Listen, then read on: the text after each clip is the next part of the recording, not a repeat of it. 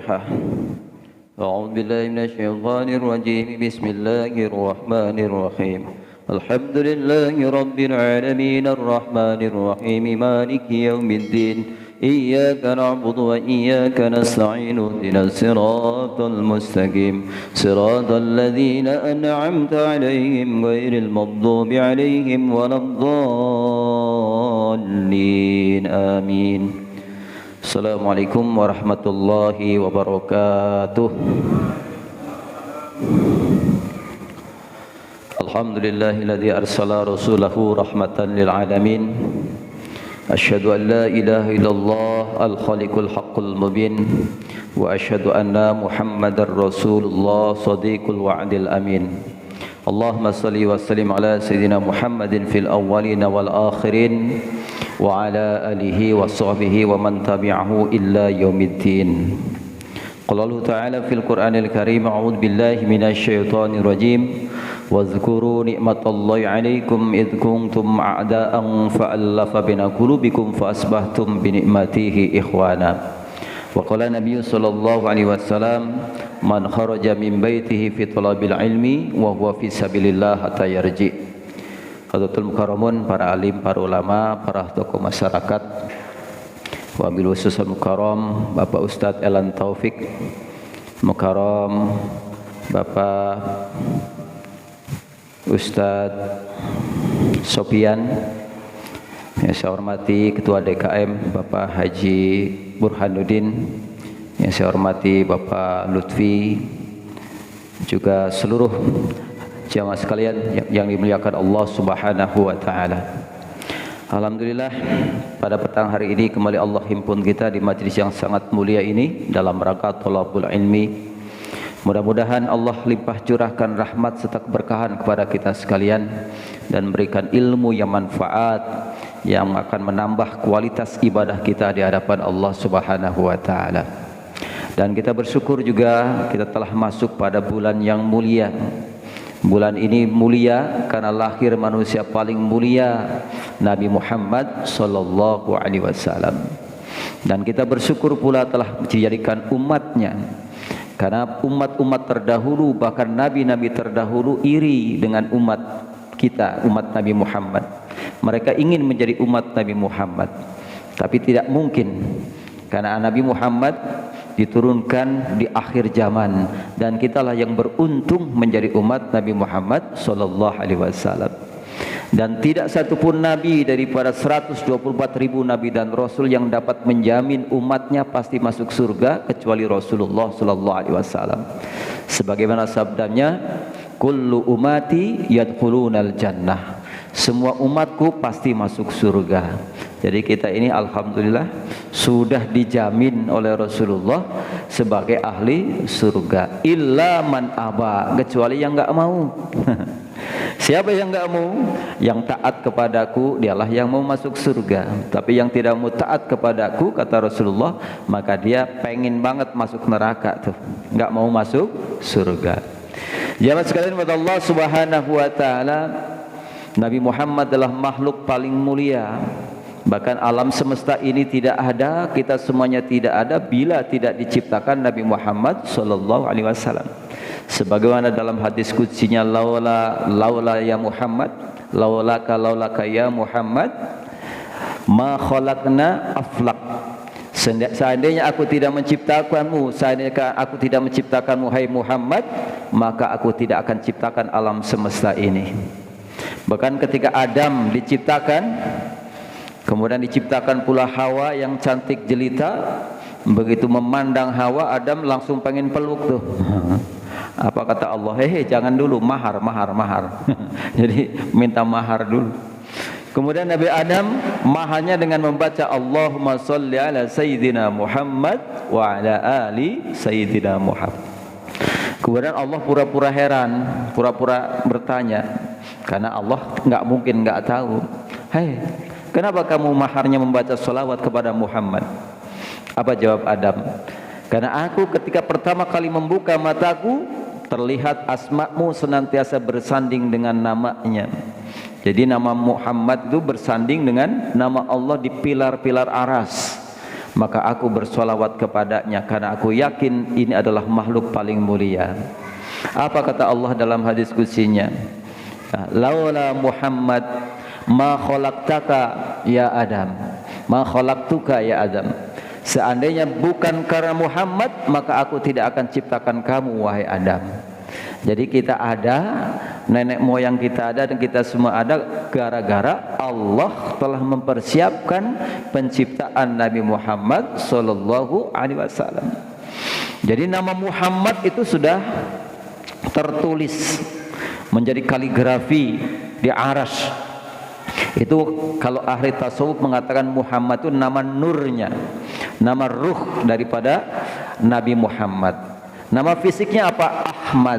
Ya, makanya yang termaktub dalam kitab-kitab Allah yang diturunkan ke atas muka bumi ini, baik Injil, Zabur, Taurat, semuanya Ahmad.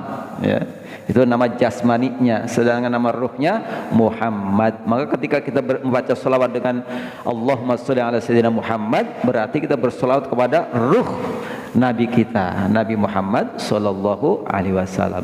Sekali lagi kita bersyukur telah menjadi umat manusia paling mulia. Bahkan tidak dirancang alam semesta ini, kita tidak ada kalau Allah tidak menciptakan Nabi Muhammad sallallahu alaihi wasallam. Baik jemaah sekalian, Allah Subhanahu wa taala, kita lanjutkan kajian kitab kita. Kita masih di bab taubat. Masih tersisa 3 hadis lagi. Mudah-mudahan selesai pada pertemuan kali ini.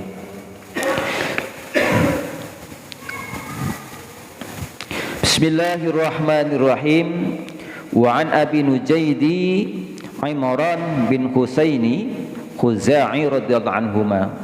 Daripada Abi Nujaid Imran bin Husaini Khuzai, semoga Allah meridhai kepada keduanya. Berarti anak dan bapak ini merupakan sahabat Rasulullah sallallahu alaihi wasallam. Ana mra'ata min Juhainah. Datang seorang perempuan dari Juhainah menghadap kepada Rasulullah, perempuan dari Juhainah. Juhainah ini merupakan salah satu kampung yang berada di Madinah, nama kampung. Atat Rasulullah sallallahu alaihi wasallam, dia menghadap kepada Rasulullah sallallahu alaihi wasallam, wa hiya hubla, dan dia dalam keadaan hamil, minazana, dari hasil berzina. Faqalat, kemudian berkata perempuan itu, ya Rasulullah, wahai Rasulullah, asabtu hadda, rejamlah sebatlah aku atau cambuklah aku, faqim alayya, tegakkan hukum kepadaku. Fada'a Nabi sallallahu alaihi wasallam, kemudian Rasulullah sallallahu alaihi wasallam setelah mendengar aduan daripada perempuan itu, memanggil waliyuha, walinya. Faqala, berkata kepada wali daripada perempuan yang hamil zina itu, ahsin ilaiha, berbuat baiklah kepada perempuan ini, maksudnya rawatlah perempuan ini. Fa idza fada'at fa'atini, dan jika telah melahirkan hadapkan kepadaku lagi. Fa fa'ala, maka dilaksanakan apa yang diperintahkan oleh Rasulullah sallallahu alaihi wasallam, yakni perempuan itu dirawat hingga sampai melahirkan.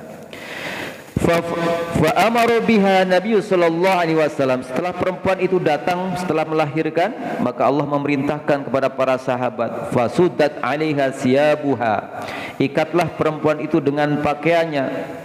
Tsumma amara biha, kemudian memerintahkan lagi kepada perempuan itu, farujimat, rajamlah sampai mati. Tsumma shalah, kemudian menyolatkan Rasulullah sallallahu alaihi wasallam. Faqala lahu Umar, berkata Umar, tusalli 'alaiha ya Rasulullah, akankah kau menyolati perempuan itu ya Rasulullah? Wa qad zannat, sedangkan perempuan itu adalah penzina. Qala, bersabda Rasulullah sallallahu alaihi wasallam, laqad tabat taubatan, sungguh dia telah datang bertobat dengan tobat yang sebenar-benarnya.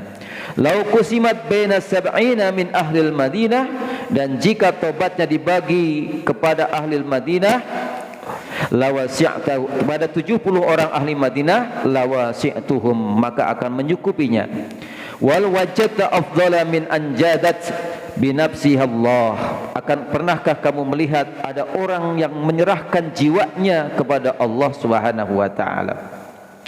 Jadi hadis ini menerangkan bahwa ada seorang perempuan yang berzina, hamil dari hasil berzina, datang kepada Rasulullah SAW minta ditegakkan hukum. Jadi kalau para sahabat, para sahabiah kalau melakukan maksiat itu buru-buru dia pengen segera ditegakkan hukum oleh Allah, tegakkan hukum oleh Rasulullah Sallallahu Alaihi Wasallam.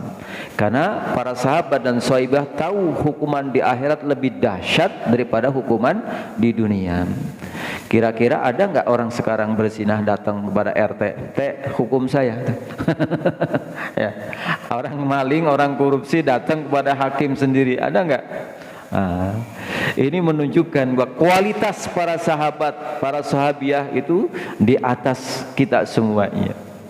Kalau dia melakukan dosa, melakukan kesalahan, buru-buru pengen ditegakkan hukum, karena tahu sekali lagi hukuman di akhirat lebih dahsyat dibandingkan hukuman di dunia. Ya. Maka ketika datang kepada Rasulullah langsung dihukumi? Tidak, karena masih dalam keadaan hamil, maka disuruh pulang dulu dan dipanggil walinya agar dirawat perempuan itu sampai melahirkan. Jadi hukum Islam itu sangat bijaksana, tidak semena-mena. Begitu tahu orangnya masih hamil, maka harus diperlakukan dengan baik sampai lahir bayi itu. Karena tahu bayi yang dalam kandungannya tidak berdosa. Ya, yang berdosa siapa? Orang tuanya. Meskipun kadang-kadang anak distigma anak haram, ya, haram jadah, gitu kan, anak jadah. Padahal yang jadah, haram jadah itu orang tuanya, anak jadi korban. Ya. Maka diperintahkan untuk sampai lahir dulu. Setelah lahir kemudian dibawa kembali kepada Rasulullah Sallallahu Alaihi Wasallam. Maka dilakukan hukuman rajam untuknya. Jadi hukuman zina ini ada dua. Hukuman terhadap muhsan, pelakunya muhsan atau ghairu muhsan, yaitu orang yang sudah menikah, sudah pernah melakukan jima dengan sah karena punya suami atau punya istri, atau orang yang masih bujangan tapi berzina, beda hukumannya. Kalau ghairu muhsan, orang yang belum pernah menikah, itu hukum sebat 100 kali, cambuk 100 kali. Tapi kalau hukum rajam kepada orang yang sudah pernah menikah, hukumannya dirajam sampai mati. Caranya itu dikubur setengah badan sampai dada, kemudian dirajam, ya. Dirajam sampai mati. Sebagaimana perempuan ini, ya. Perempuan ini dirajam sampai mati, berarti perempuan ini muhsan, udah menikah atau udah pernah menikah, kemudian berzina, maka dirajam sampai mati. Setelah dirajam sampai mati, kemudian Rasulullah Sallallahu Alaihi Wasallam menyolati, ya, hendak menyolati perempuan itu. Diprotes oleh siapa? Oleh Umar. Faqala lahu Umar, tusalli 'alaiha ya Rasulullah? Akankah engkau menyolati perempuan ini wahai Rasulullah? Ya. Apa katanya? Wa qad zanat, sedangkan perempuan ini adalah penjinah. Jadi menurut Umar itu, kok perempuan penjinah mau disolati? Kan enggak boleh gitu kan. Tapi apa kata Rasulullah sallallahu alaihi wasallam? Laqad tabat taubatan, dia telah sungguh-sungguh datang untuk bertobat. Sudah betul-betul datang untuk memohon ampun kepada Allah Subhanahu wa taala, menyerahkan dirinya, menyerahkan nyawanya karena dia takut hukuman Allah di akhirat nanti.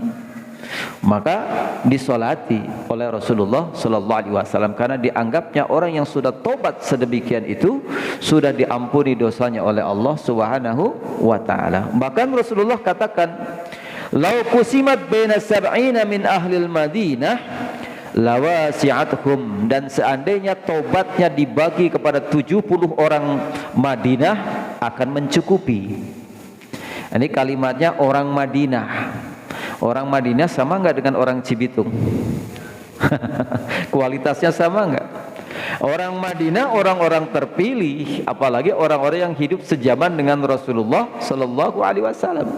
Maka berbeda, yang dimaksud 70 orang Madinah berarti kualitasnya sangat luar biasa.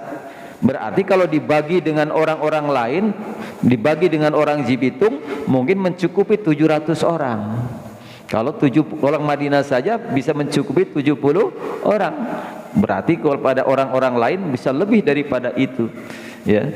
Maksudnya apa daripada kalimat itu? Maksudnya tobat perempuan itu, ya, tobat perempuan itu yang sungguh-sungguh bahkan menyerahkan dirinya, menyerahkan nyawanya demi menebus dosanya itu lebih utama.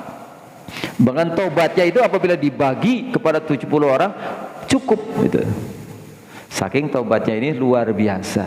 Karena susah orang melakukan kesalahan kemudian datang untuk dihukumi. Orang melakukan dosa kemudian datang untuk ditegakkan hukum, kan berat itu, ya. Kalau di Indonesia terjadi begitu aman kayaknya.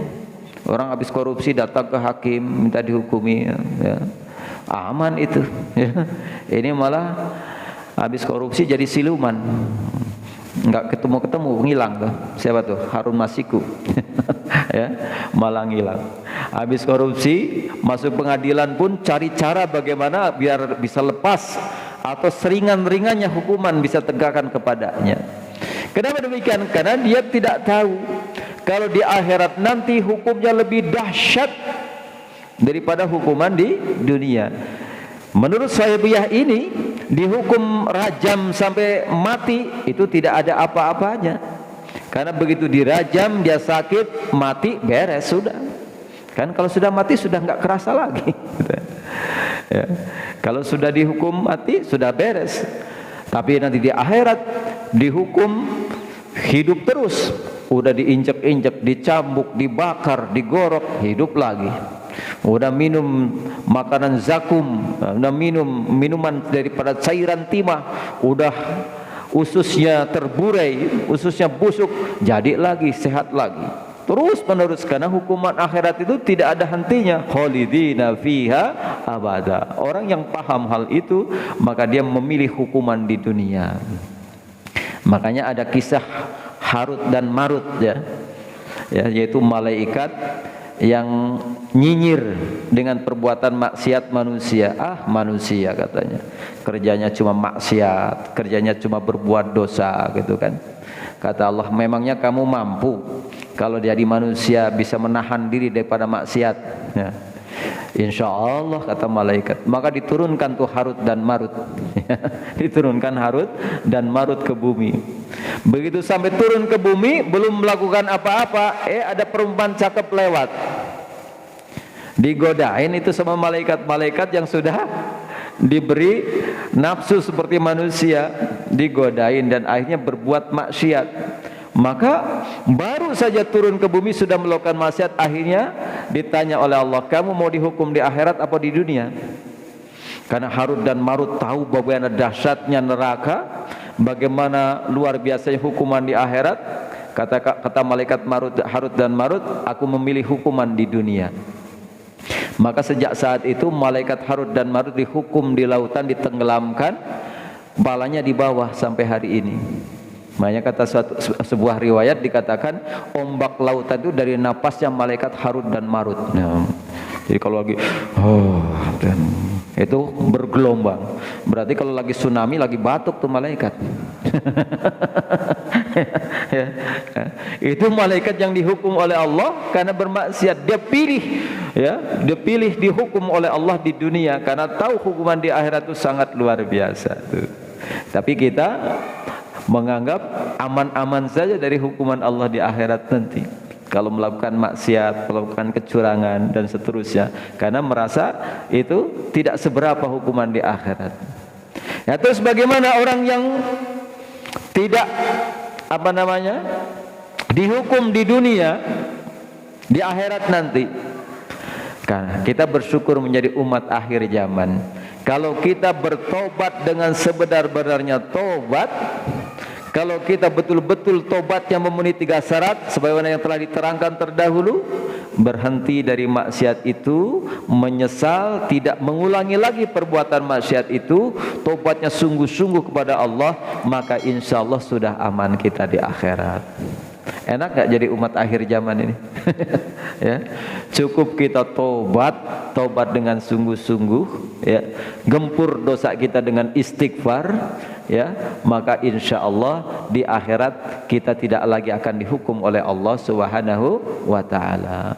Maka oleh sebab itu tobat segera, tobat senantiasa, biar jangan sampai kita mati masih membawa dosa, masih membawa dosa zina, naudzubillah, summa naudzubillah min dzalik, masih bawa dosa mencuri, masih bawa dosa ini dan itu, maka segera kita bertobat, ya.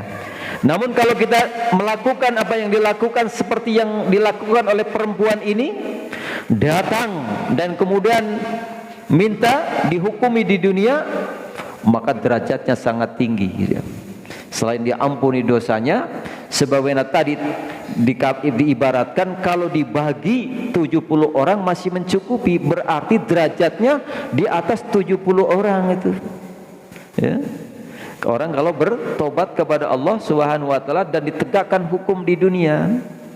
Makanya kalau ada koruptor ketangkep kemudian dipenjara, itu sebenarnya cakep itu, ya. Cakep itu, dihukumi di dunia dan dia betul-betul bertobat kepada Allah, maka derajatnya naik dia. Innallaha yuhibbut tawwabin wa yuhibbul mutatahhirin. Allah cinta kepada dia karena dia orang bertobat dan kemudian membersihkan diri. Kecuali ya di penjara tapi dia tidak ridho. Di penjara tapi dia mencari cara bagaimana biar ngakal-ngakalin saja. Kelihatannya di penjara padahal kamarnya kayak hotel gitu. Padahal di penjara tapi setiap akhir pekan bisa jalan-jalan ke Singapura. Nah, itu bukan penjara namanya, ya. Bukan keadilan yang demikian. Ada begitu? Ya ada. Orang diungkap di mata najwa itu begitu, ya. Jadi nyaman dan enak orang kalau malingnya gede. Tapi kalau maling 100.000 tuh nenek-nenek di Magetan diarak-arak. Padahal nenek-nenek itu Bang Rahim mencuri 100.000 untuk makan, ya.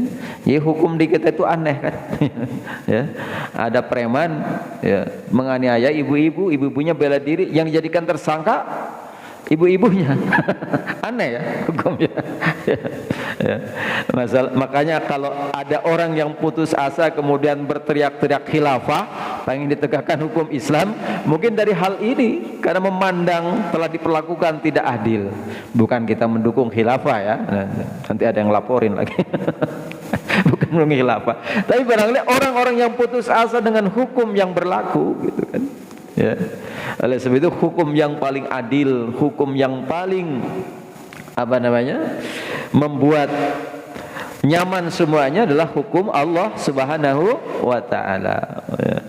Jadi sekali lagi, sebanyak apapun dosa, kalau tobat sebagaimana dosa yang telah dilakukan oleh perempuan ini, berzina kemudian dihukum rajam sampai mati, bahkan disolati oleh Rasulullah sallallahu alaihi wasallam, ya. Kita lanjutkan hadis berikutnya. Wa an Abi Abashi Anasi bin Maliki radhiyallahu anhuma anna Rasulullah sallallahu alaihi wasallam qala. Dari Ibni Abbas, ya, Anas bin Malik radhiyallahu anhu, semoga Allah meridhai keduanya, sesungguhnya Rasulullah sallallahu alaihi wasallam bersabda, "Lau ana li ibni Adam wadiyan min dhahabi," jika seorang anak Adam memiliki kekayaan, memiliki emas satu lembah, ahaba ayyakuna lahu wadiyan, maka dia akan menginginkan satu lembah lagi. Jadi jika ada seorang anak Adam memiliki emas satu lembah, pasti dia akan mengharapkan satu lembah emas lagi. Ini menunjukkan bahwa manusia tidak pernah ada puasnya. Punya rumah satu pengen ditingkat, udah ditingkat pengen nambah lagi, punya rumah lagi, ya. Punya mobil satu pengen dua, terus punya dua pengen tiga, punya motor satu rumah rata-rata motor dua tuh, ya. Rata-rata motor nggak lebih daripada dua. Alasannya apa? Kan ini untuk anak, ini untuk belanja istri. Jadi motornya banyak, makanya jalan pasti macet. Punya istri satu pengen itu manusia, tidak pernah ada cukupnya. Sampai-sampai digambarkan di sini, kalaulah manusia sudah memiliki kekayaan sepenuh lembah, satu lembah, pasti menginginkan satu lembah lagi. Ya, handphone misalnya, handphone fungsinya apa? Buat nelpon, buat WA. Tapi kita inginnya bukan sekedar untuk nelpon, untuk WA, pengen yang teknologinya tinggi, ya. Pengennya iPhone 12. Berapa iPhone 12 harganya? 14 juta, ya. Dibanding dengan handphone 1 juta, sama nggak fungsinya? Pengen teknologinya yang tinggi, Ustadz, emangnya bisa pakai teknologinya? Ya, itu aplikasi banyak juga nggak dipakai kan, karena nggak bisa. Tetap aja yang dipakai buat telepon dan buat WA saja. Tapi manusia itu senantiasa memenuhi apa yang diinginkannya, bukan apa yang dibutuhkannya. Maka manusia tidak bahagia itu karena selalu mengikuti keinginannya, ya. Mengikuti nafsunya, bukan menginginkan apa yang dibutuhkannya. Makan di rumah dengan makan di restoran sama nggak kenyangnya, Pak? Sama. Tapi kalau makan di restoran rasanya lebih nikmat, ya, lebih prestis, ya, lebih bergaya. Kenapa? Karena nafsu, karena keinginan gitu. Padahal makan di warteg juga sama saja dengan makan di Lestari, dengan makan di mana restoran sekelas ini tuh. Nah, itulah manusia itu nggak ada cukupnya. Sampai-sampai digambarkan meskipun punya emas satu lembah, maka dia pun menginginkan satu lembah lagi.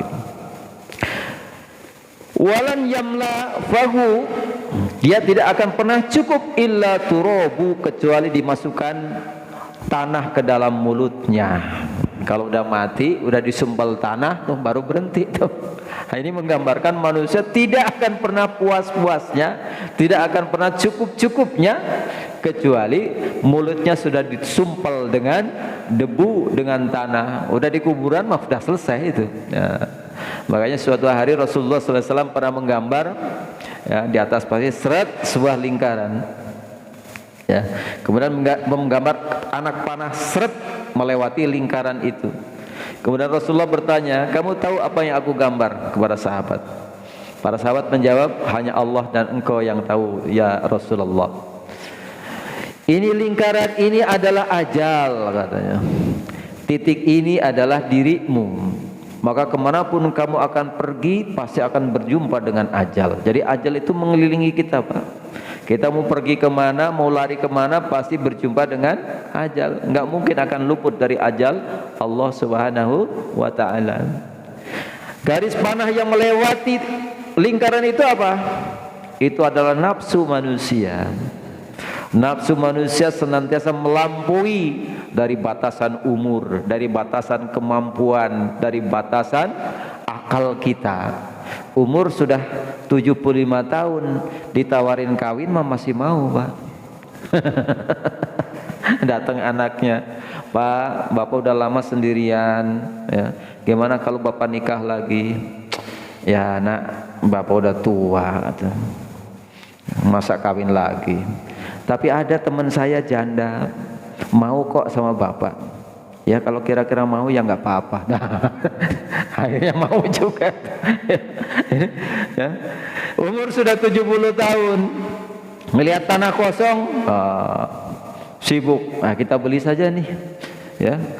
Kita bangun ruko di depan, di belakangnya buat rumah kita, masa depan kita. Umur udah 70 tahun masih pikirin masa depan. Berapa tahun lagi hidup? Ya. Ada juga teman umur sudah pensiun dari kerjaannya, ya. Umurnya sudah di atas 60 tahun. Kontrakan sudah lebih daripada 1000. Tapi setiap ada orang jual tanah dibeli, Pak. Bikin kontrakan. Ada tanah lagi dibeli, bikin kontrakan. Jadi senantiasa dia prospek terus yang dipikirin. Pokoknya kalau punya uang, ada tanah, bikin usaha.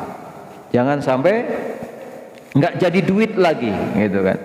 Jadi seolah-olah hidup akan terus, gitu kan. Seolah-olah nanti hidup akan selama-lamanya, sehingga nggak mikirin umur sudah hampir 70 tahun, tapi yang dipikirin usaha terus, usaha terus, usaha terus. Bahkan cerita sama saya masih punya ansuran setiap bulannya 150 juta. Masya Allah. Kapan nikmatnya hidup kalau begitu, Pak? Kapan nikmatnya? Udah pensiun, udah tua, masih mikir ansuran tiap bulannya 150 juta. Karena setiap bangun pakai uang bank, gitu kan. Setiap beli tanah pinjam uang bank, pusing amat ya. Mendingan apa yang ada dikelola ya, untuk bekal ibadah kepada Allah Subhanahu wa ta'ala, tentunya akan lebih nyaman hidup. Udah nggak mikirin hutang, sibuk kita dalam beribadah kepada Allah Subhanahu wa ta'ala. Inilah nikmat yang kadang-kadang tidak kita sadari. Nikmat paling besar apa tuh? Nikmat Allah berikan luang waktu kepada kita, waktu yang lapang kepada kita. Karena ada orang-orang yang sampai tua sibuk habis-habisan, Pak, mikirin dunia, sampai nggak ada waktu untuk kumpul dengan keluarga, nggak ada waktu untuk pergi ke masjid. Ya, katanya cari dunia untuk kebahagiaan, tapi dunia justru memperbudak dia, menyibukkan dia habis-habisan, sehingga tidak lagi ada waktu untuk bahagia. Makan dengan keluarga pun jarang, bahkan nggak pernah barangkali. Pergi ke masjid pun nggak bisa lagi, waktunya sibuk ngurusin kontrakan, waktunya sibuk ngurusin bisnisnya, waktunya sibuk ngurusin karyawan, nggak sempat lagi pergi ke masjid. Boro-boro duduk di masjid taklim seperti ini ya. Tapi kita dijamin, diberikan oleh Allah, diberikan nikmat waktu yang lapang. Kerja juga ya Pak, usaha ada usaha juga ya, makan kumpul dengan keluarga banyak waktu, beribadah juga masih sempat kita ngaji, sempat kita sholat berjamaah. Berarti kita orang yang dipilih oleh Allah, orang yang dikehendaki oleh Allah Subhanahu wa ta'ala. Karena orang yang tidak dikehendaki oleh Allah itu akan disibukkan habis-habisan dengan dunia, sehingga tidak ada waktu lagi untuk Allah. Tapi ketika Allah menghendaki kita, Allah gunakan umur kita, Allah gunakan tenaga kita, Allah gunakan rezeki kita untuk beribadah kepada Allah.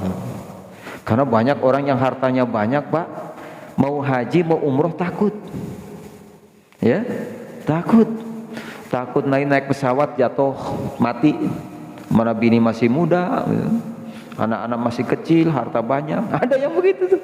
Berarti hartanya nggak mau dipakai ibadah tuh. Mau sedekah sayang ya, mau disumbangkan sayang ya, dimakan sendiri pun enggak. Karena kalau orang pelit, jangankan untuk orang lain, dimakan sendiri pun sayang. Sampai-sampai ada istilah ya, jangankan hartanya diminta, dosanya aja diminta nggak boleh tuh. Saking pelitnya. Sampai dosanya diminta sama orang nggak boleh, saking pelitnya. Itu orang kalau pelit begitu, Pak, nggak nikmat hidup seperti itu ya. Naudzubillah, jangan sampai kita punya sifat seperti itu. Maka kikir itu, pelit itu penyakit jiwa itu, Pak ya, penyakit jiwa ya, penyakit hati yang harus kita obati itu. Jadi orang tidak akan pernah cukupnya sampai kemudian disumpel dengan tanah mulutnya. Wa yatuballahu ala man taba, tapi jika dia bertobat kepada Allah, pasti Allah akan menerima tobatnya. Maksudnya sebelum mati ya, dia tobat, ditampuni tobatnya oleh Allah. Meskipun hidupnya kemarin habis-habisan lalai kepada Allah ya, ngejar-ngejar dunia sampai nggak sempat lagi sholat, nggak sempat lagi ibadah. Di penghujung waktunya dia sadar, kemudian dia bertobat kepada Allah, diterima tobatnya, Pak, diterima tobatnya ya. Apalagi udah tobat, hartanya disedekahkan tuh ya, masjid belum jadi ini dikasih, nggak usah banyak-banyak, 100 juta misalnya. Orang-orang miskin sekelilingnya dikasih ya, maka tobatnya sempurna itu. Dari lalainya di masa lalu diampuni dosanya oleh Allah Subhanahu wa ta'ala. Satu hadis lagi kita selesaikan pada bab ini. Wa an Abi Hurairah radhiyallahu anhu anna Rasulullah sallallahu alaihi wasallam qala. Dari Abi Hurairah, semoga Allah meridhoinya, sesungguhnya Rasulullah sallallahu alaihi wasallam bersabda, yadhaqullahu subhanahu wa ta'ala ila rajulaini. Allah tertawa kepada dua orang laki-laki. Ini bahasanya Allah tertawa, tapi jangan bayangkan tertawanya seperti kita ya. Ini harus sering ditekankan nih tauhid ini ya. Kalau Allah bersemayam di atas aras, jangan bayangkan Allah bersemayam seperti makhluk. Kalau Allah katakan tangan, bukan tangan seperti kita. Kalau Allah katakan wajah, bukan wajah seperti kita. Kalau Allah tersenyum, tertawa, bukan tertawa seperti kita.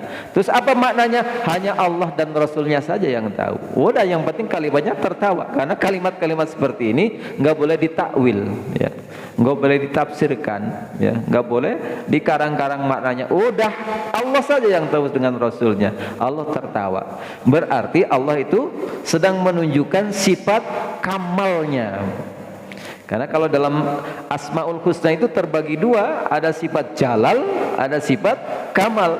Sifat jalalnya Allah itu sifat perkasanya, sifat ketika Allah menunjukkan kemarahannya, ya.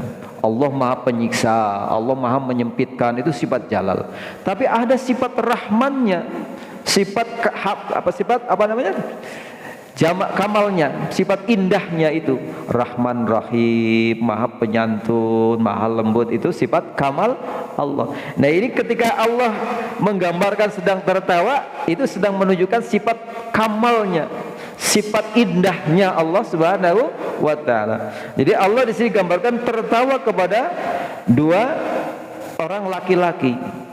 Siapa yang ditawakan oleh Allah Subhanahu wa ta'ala? Yaqtulu ahaduhumal akhar yadkhulunil jannah.